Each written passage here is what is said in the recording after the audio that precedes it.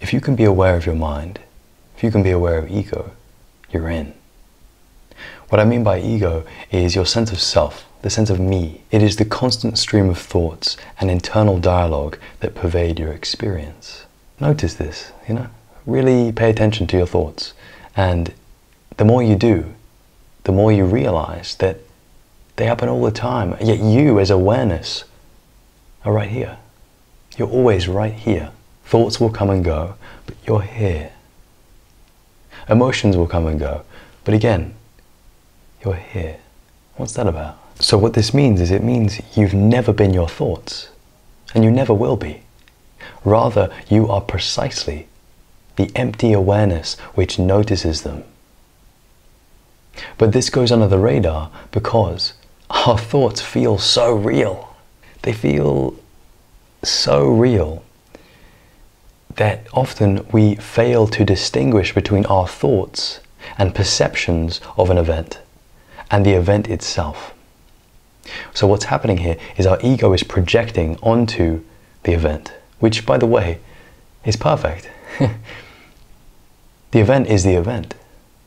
But our minds distort the event such that now it's really bad or it's amazing. Do you see how this is being filtered through the mind? And now it is this different thing?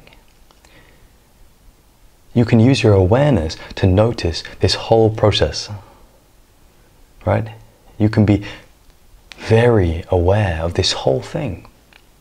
If you just pay attention to your mind, these thoughts that you once identified with immediately, but now you see, it's a thought. In this space of awareness, just this paying attention, this space, which is always available, by the way. Here, you are not identified with your thoughts. Rather, you notice your thoughts for what they are. And the deeper you go with this work, you can realize that everything is just transient phenomena happening within consciousness. In simpler terms, things come and go, but you are always here.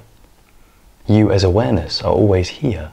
How can you be your mind? How can you be your ego if we've established quite clearly that this awareness is so much more fundamental to your experience? And can you see that as you raise your level of awareness, as you raise your consciousness, the more at peace you are, because the less and less identified you are with these crappy thoughts, or even the good ones.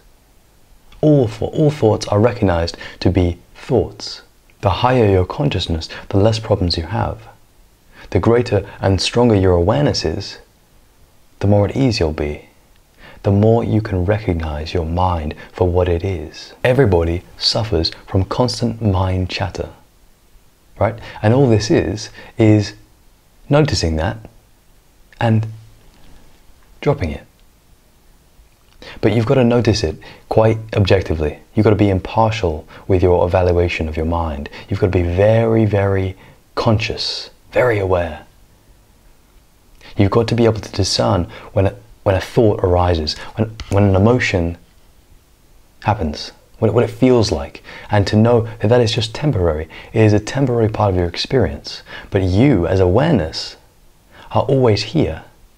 You are that which is always here, that knows your experience. When you're skeptical of this, be very careful, because when you think things like, I am my mind and I am my body, you're coming to a conclusion using logic with no real deep introspection. You're not actually looking. You're assuming. You're assuming that your perception of reality is accurate. And you don't know that for sure. Not for sure.